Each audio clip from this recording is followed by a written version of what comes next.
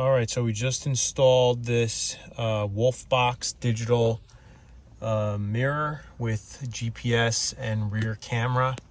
I have all the wiring going through the side pillars. There's a GPS module.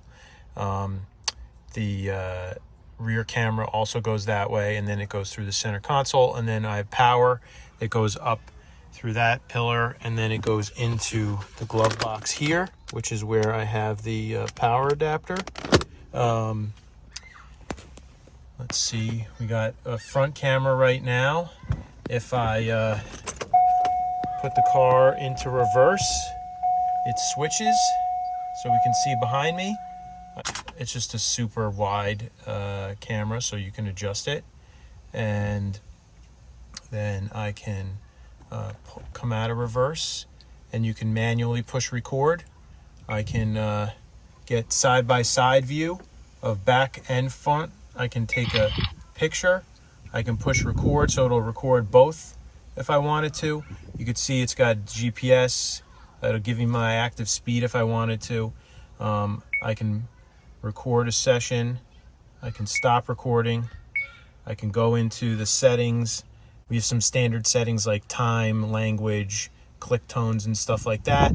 And then it also has a G sensor and parking monitor for sensitivity. So if you are parked and you want it to kick on like a Sentry mode, it will record motion detection, make the changes to the video quality, how long you want the clip to record, if you want sound. It has some kind of lane departure warning system that monitors the lanes in front of you, which I'm not sure I'm going to turn that on. Also, if you crash, it will also automatically start recording, so that's pretty cool. I'm not going to test that. GPS information, it's got a whole bunch of information about where we are. You can adjust the reverse lines if you wanted to make them different. Flip the mirror image of the camera, format the SD card.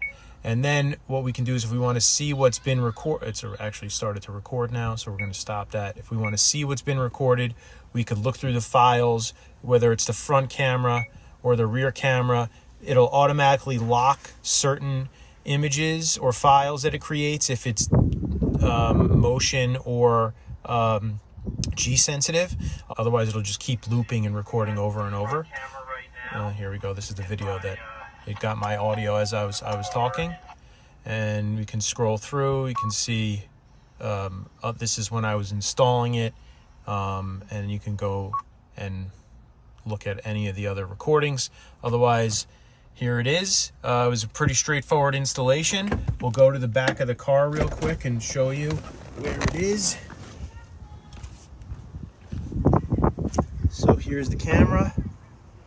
I have it going inside into the back.